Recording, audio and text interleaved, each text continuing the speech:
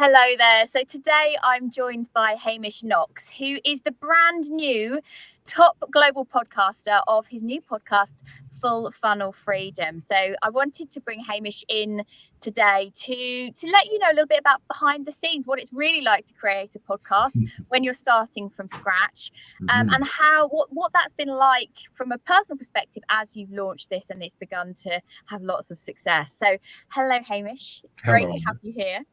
Great to see you. So tell us first of all a bit about your podcast and why you've created it. So the Full Funnel Freedom podcast is designed for sales leaders. Could be chief revenue officer, could be VP of sales, could be an entrepreneur who's still got the sales team reporting directly to them. And they want their funnel to consistently, reliably look like a funnel instead of like a pencil or an accordion or like a stomach in an antacid commercial. It's all bloated in the middle. And it was really based, actually, it was an idea that my long-term associate, Nisha Berman, had pitched to me a while back. I wrote an article called Full Funnel Freedom back in August of 2018. And then we started doing Full Funnel Freedom videos once a month a couple of years ago. About 18 months ago, Nisha's like, this really could be a podcast. This could be bigger. And I didn't poo-poo the idea. I was like, oh yeah, that's kind of cool, interesting. And then it started to gain steam. And I was going to go down the DIY path.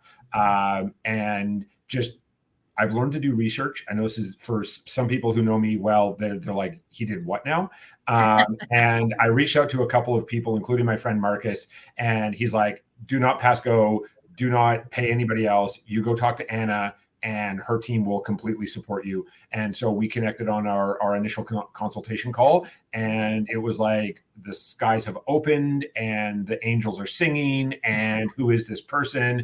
And it's now out in the world. And as you said, it's charting globally. And I literally couldn't have done that without the support of you and your team. Yeah. And this for you is kind of, it's the first time you've done anything quite on this scale, right? Very much so. Very much so. Why was it important for you to get that message out there? Why was it important to you to have a podcast? Because so my foundational values are celebration, support, achievement, and learning. And so I get three. Well, I checked achievement by putting a podcast out, but the other three are, I get to live those on the podcast. And so it was important to get it out. Globally, the average tenure of a sales leader is 16 to 18 months, which in my opinion is barely enough time to get to know your team, much less impact real change. So to support those sales leaders who are looking to make an impact, who want to be known for leaving a legacy in their organization, leaving the sales part better than it was. And then from an entrepreneur perspective, eventually most entrepreneurs want to exit in some form or fashion. And I've spoken with plenty of business brokers, and they have said that one of the biggest fears of a business buyer is that when the primary driver of the cash engine of the business, which is the sales side, leaves, does that sales engine go from 8-cylinder down to 2-stroke? And I'm not a car guy, but I do understand really, really big to really, really small. And what we're looking at doing with sharing the insights on Full Funnel Freedom is to make it so when the entrepreneur exits, we can drop the buyer in, and it's like putting a new gear into an engine. It just rolls and grows so that buyer can get the ROI that they're expecting on their purchase. So we've created the show to really deliver so much value and information, so it becomes a really valuable resource. How have you found that process? Kind of getting those thoughts from what you live by, what you're training people in, actually down into a consolidated format. And consolidated is the key thing. So the podcasts that are going to come out, the first probably 20-ish episodes will be me sharing ideas and insights around how to create full funnel freedom. Those are designed to be 15 minutes or less, because all of us are only valuable as our time, and especially sales leaders who are pressed for time. As much as they may want to listen to an hour-long podcast, they probably won't, or they'll listen to it here and there. So the podcast was meant to be, get it into your day, fit it in, whether it's on a school run or whether it's a break in your day or going for a quick walk or whatever it might be. Eventually, we're going to be bringing on guests, other sales leaders who are looking, who we can share their stories of how they've created full funnel freedom in their organizations. Those will be about 29 minutes, half an hour or less. Again, because we want to share stories in a super high impact, meaningful way and give our audience actionable tools that they can implement right away. And so we launched this. We're now speaking in UK time. It's 5:00 on Thursday, but we launched the show Monday. Yep. Tell us about the last 4 days and what's happened, and the knock-on effect of getting this podcast out there.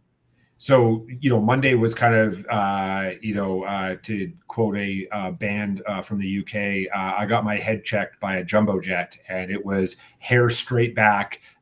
You can't tell, but it was. So lots of content, lots of videos, and lots of messaging, lots of personal messaging. I think I sent 70 personalized voicemails to text to people in my network who have responded in great ways. Also, we have our regular sessions running all this week, so we've been sharing that with our clients, and then seeing the results come in on Tuesday and being top 5 in Canada in the careers section.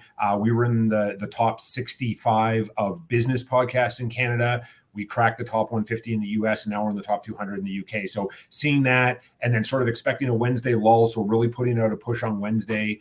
We ran a launch party on Tuesday afternoon, had a bunch of great guests, a couple of colleagues of mine in Sandler, several of my clients coming in and sharing some ideas and insights. And then, working through the rest of the week and sort of seeing the ups and the downs and how it's all going. I did have a moment on Monday where that made me giggle a bit because I was looking for the link to Google Podcasts, and Nisha had asked for this link, and I couldn't find it, and I Googled it and I found it. And then all I saw was zeros across the board. And I had this moment. And I was like, wait a second, I didn't know anything about this yesterday. Like yesterday, this meant nothing to me. And now I'm all emotionally attached because I see nothing but zeros, but the thing just launched. So there's no data to track anyways. Yeah, and those things take a while anyway. And so you've mentioned there that you've begun to have some success, obviously in Canada, US, and you start charting in the business charts for the UK and careers charts for the UK. What does that mean for you? For getting that message out there? So it means that people are paying attention, people are listening. I've seen some of the reviews that have come in on Apple. All of the, it's overwhelmingly positive right now. Specifically speaking to the fact that appreciate the tight content, that it's actionable, that it's relevant. It's not theoretical. Maybe this would work. It's like, do this and you'll get a result. So seeing a lot of engagement right now, getting a lot of good feedback from people who I haven't connected with in a while, and not for any negative reason, just, we're all busy and we haven't connected. So there's been a lot of people reconnecting, and I'm really excited to see how this will continue because it is going to be weekly, right? So every Monday morning, there will be a new episode in your feed, wherever you get your podcasts. And I'm really excited to see what the knock-on effects, if you will, are as we roll into the rest of the year. What's that given you personally to have had that level of feedback so quickly from putting content out there? It's probably the hardest question you've asked me because I really hate talking about myself. I really, really do. And for me, it is satisfying. It's gratifying. I went through a bit of a dark period about 5 years ago, professionally. And one of my good friends, Andrew Wall, I called him up for some support, and he said, "Hey, do you ever read your testimonials?" And I said, "Well, that sounds dumb." And he's like, "Yeah, I know it sounds dumb. I said the same thing when I heard it, but go read your testimonials, because whether you're still connected to that person or not, when they wrote that testimonial, they meant what they said." And so I did. And so then to be able to see these reviews so far this morning that Nisha sent over, really, really gratifying and really affirming that this is valuable content. This is information that people do want, and it is something that's going to sustain. So what would you say to someone then who's considering starting a podcast but not knowing, is it going to work for my business? Is it for me? Do I have enough to say? What would you say to someone like that? Number one, don't go it alone. I was firmly going down the DIY path. Please do not do that. Someone said, how do you start a podcast? And someone says, well, you just hit record. Technically correct. If you want it to just be a thing that exists, then hit record, upload it somewhere, and you're good. If you want it to be something that is going to sustain and grow and eventually derive benefits to you and your business, certainly look at a professional like you and your team. The other thing is, we all have great stories. We all have great information, but we think that we have to go on and on and on and on. No, a great podcast can be 5 minutes. And if you've got that one idea that you can execute in 5 minutes and someone goes, that was the best part of my day, that's great. We don't have to turn into long form podcast interviewers, and we don't even have to do interviews at all. I want to do interviews because it resonates with my foundational values, but there are plenty of podcasts where it's the host and they're sharing information, and that's absolutely okay, because if they can share it in a way that's actionable and people can take it and run with it, it's going to be great for them. And so just a few days in, what potential can you see in terms of business as a result of having this podcast now?